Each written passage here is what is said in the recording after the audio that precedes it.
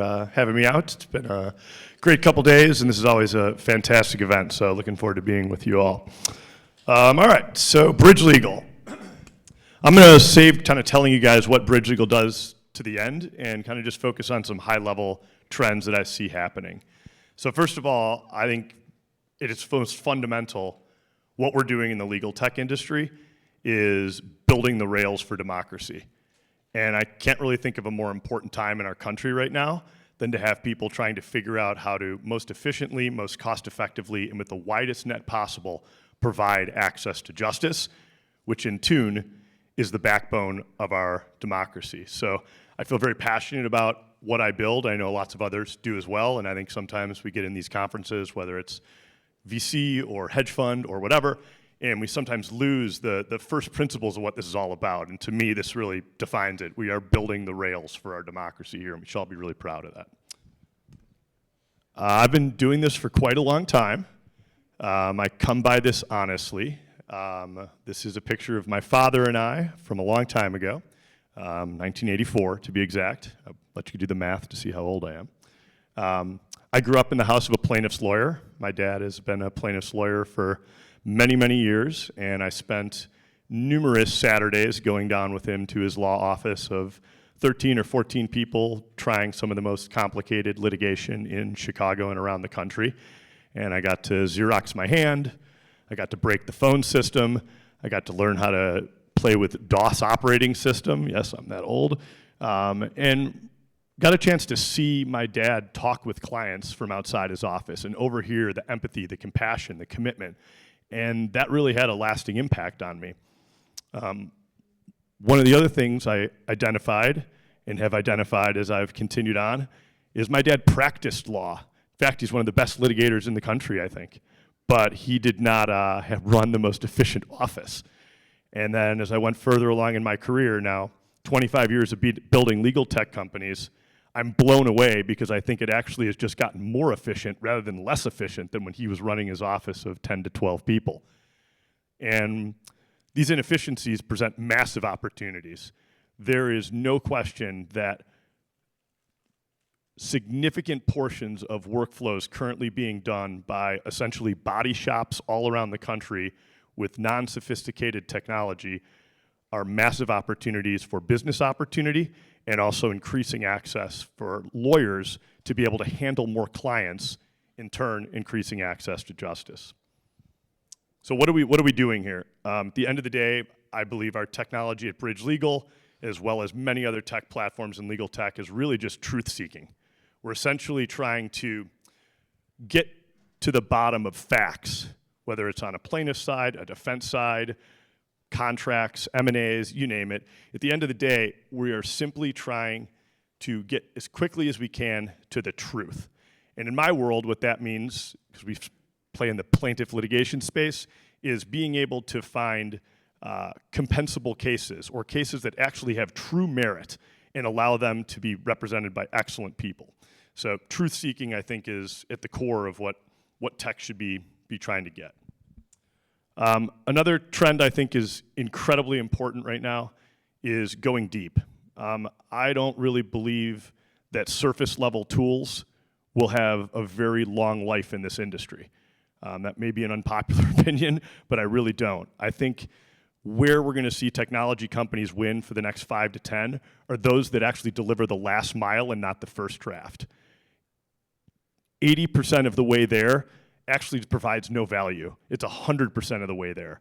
And the only way to do that is to go really deep into the law firm or really deep into the company, whoever you're supporting, and understand the most nuanced workflows and help them get to final work product inside the system they're currently using and do that in a way that is effortless for them. So going really deep, meaning sending people into people's offices or having them come in your office, have your engineering team sitting right next to the humans that are actually doing the work and just automate one small thing every single day. It takes time, there's no question about that, but I believe it's really the only true moats that are gonna be built in this space are the folks that own the final mile of delivery, because that is where it is really, really challenging. Vertical integration. I feel also very strongly about this, that we are going to see a combination of Lawco, FinCo, and TechCo merge into one.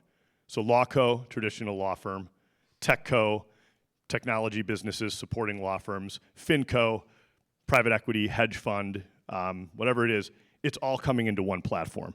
It makes no sense they're not vertically integrated. It doesn't make a lot of sense that capital comes from a debt provider into a law firm who does a little bit, who does something, and then another law firm. They should all just be merged together. The efficiencies that are gained by having these things merged together, I think are great. I think the regulatory environment is headed that direction and has been for quite a while. And it actually is already quietly happening on lots of fronts, just not really talked about. So the vertical integration of the LawCo, TechCo, and FinCo, I think is another trend we're going to see for the next 5 years. And that could look like AI-first law firms. It could look like law firms that act like Goldman Sachs. All sorts of different ways to think about that. But I definitely think vertical integration is coming. And why is it coming? It's coming because of the operational leverage that's gained from this. It is incredible. I don't see a reason why in the next 3 to 5 years you won't see law firms with 60 to 70% EBITDA margins. Now, they may not be in a time and billing space, but on the plaintiff space, absolutely. And for time and billing firms who come up with models where maybe they sell a subscription to unlimited outsourced general counsel along with an AI tool for $10,000 a month and build like a subscription business, these businesses will run it better than software margins or at software margins is my view. So that's why the vertical integration is coming, because the operational leverage is so huge. So a couple more minutes, let me tell you at least a little bit about what Bridge Legal does. So Bridge Legal is basically building the operating system for modern litigation. We automate the workflows for some of the largest high-volume mass tort, defective drug, environmental defense firms in the country. And we automate the workflows and the connective tissue into the capital markets for those firms. We have about 100 people. We're in Chicago, Illinois. We're an old school company, 5 days a week in the office. If anyone's in Chicago, you're welcome to come by and visit us. And we are very passionate about taking what has historically been very disorganized processes in law firms that have only been exacerbated because of the injection of massive amounts of hedge fund capital without the institutional rigor to be able to run the business processes to handle the scale that that capital has allowed for. And so our goal is to make it so these law firms can scale without having to worry about running a back office, and our technology and our people and our AI can basically do what had predominantly been done by 50 to 250 people in their office. No law firm that I know wants to run those type of operations. They're high turnover, they're big challenges, and we turn it into basically delivering outcomes to them and allow them to take their best paralegal, elevate them to project managers on top of my team and the technology. And then we work with hedge funds and capital markets to give them more visibility into future cash flows of law firms so they can make smarter investments and increase their return on capital. So thank you all very much. Great to meet you. Hope I get a chance to say hello in person.